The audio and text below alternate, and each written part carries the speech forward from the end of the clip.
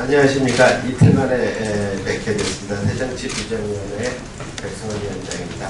같이 하신 분은 새정치비전위원회 최윤경 위원이십니다. 오늘 발표할 내용을 초안한 부분이 있어서 같이 하게 됐습니다. 오늘 비전안에 대한 두 번째 발표입니다. 지난 첫 번째 두 가지를 발표했고 오늘도 두 개의 합의된 안을 가져왔습니다. 내용이 상당히 많아서 오늘은 기자회견 자료를 읽지 않고 간단히 핵심 위주로 설명드리는 것으로 하겠습니다. 오늘은 강령 및 정강정책 기조 관련 제안입니다. 지금 새정치민주연합이 강령과 당원당규 작업을 작성 작업을 진행하는 것으로 알고 있습니다. 물론 당내 절차이기 때문에 저희가 직접 의논해서 진행하는 것은 아닙니다. 하지만 강령과 정강정책의 기조는 무엇보다도 중요한 당의 정체성을 드러내는 것이기 때문에 저희가 정강정책에 꼭 들어가야 하는 내용을 먼저 정리하였습니다. 촉박한 시간 때문에 이게 시기가 있는 문제여서 저희가 지금 만들어진 지 얼마 안 되는 위원회고 하기 때문에 총력을 다해서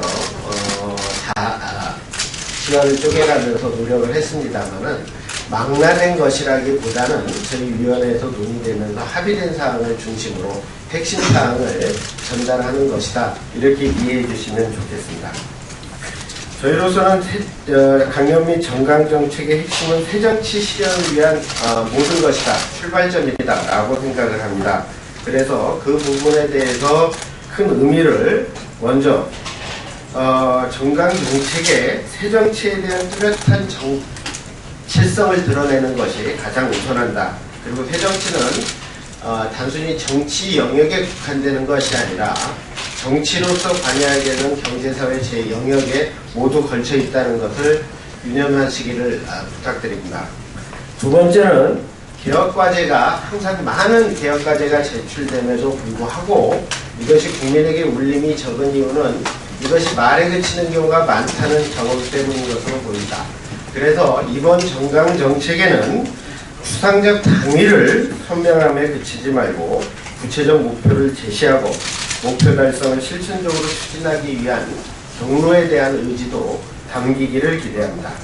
마지막으로는 실천이 담보될 수 있는 기재나 기구 등 제도적 방안과 실천 경로에 대한 내용이 가능한 분명하게 드러나기를 원합니다.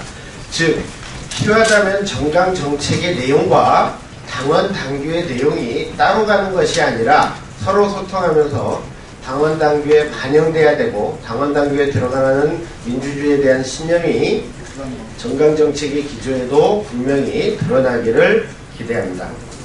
오늘의 제안은 정치 부분 제안, 그리고 경제 부분 제안, 그리고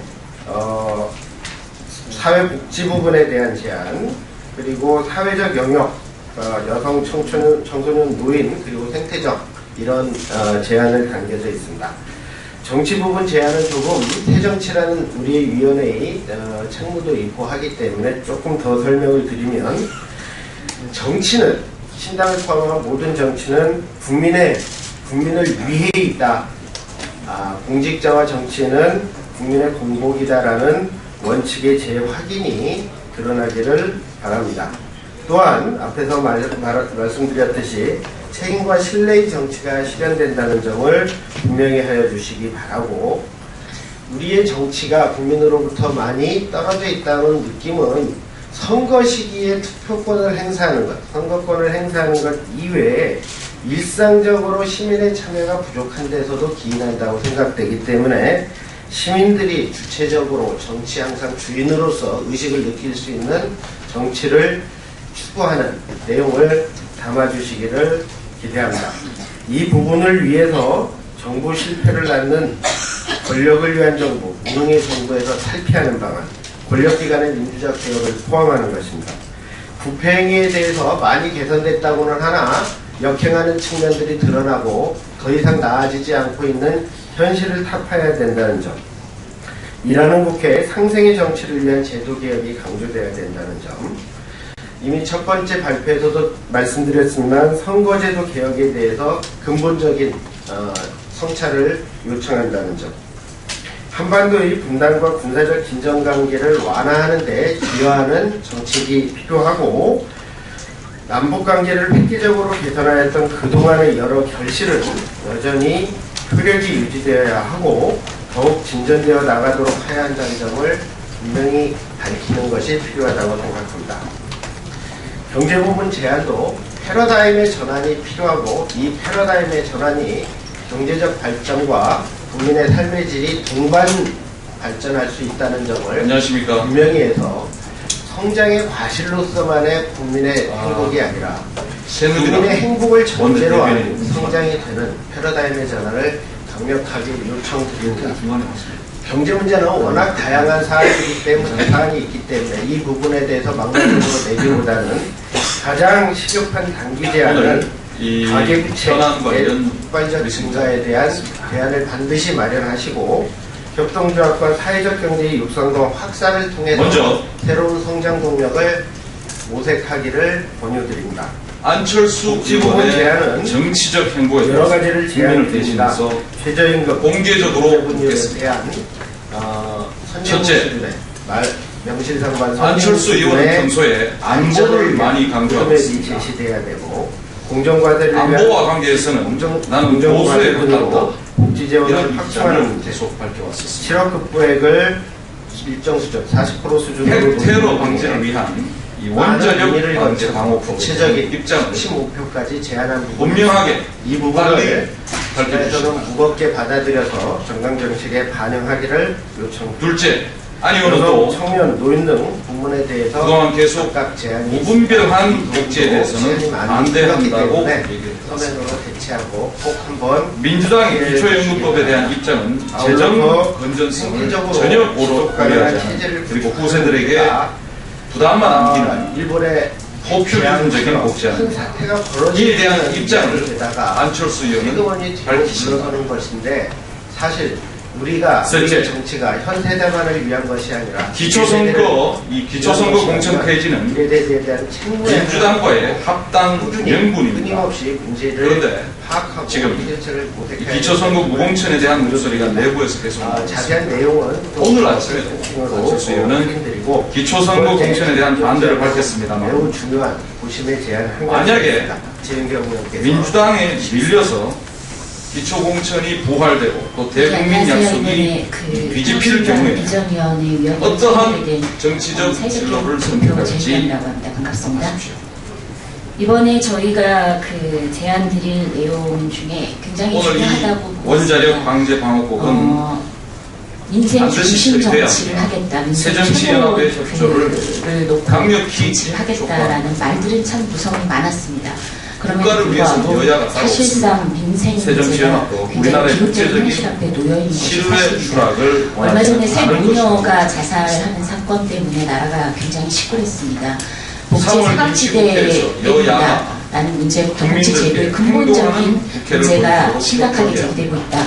이런 얘기도 있었지만 사실 정말 마음 아프게 우리가 지켜볼 수밖에 없었던 것이 등단임이 신용불량 상태였습니다. 사실 신용불량이 등록이 되려면 3개월 이상 연체해야 되고, 그 이야기는 3개월간 지속적으로 지독한 대통령에 시달려야 된다는 겁니다. 저희가 현장에서 이런 지독한 민생 현실을 개선하기 위한 어제 대통령께서 주재하신 끊임없이 요구해 왔습니다. 그럼에도 불구하고 지금 현재는 정부 여당 중심으로 민생 정치를 하기는 커녕 오히려 민생 폭탄을 사실은 끊임없이 반복하고 있습니다.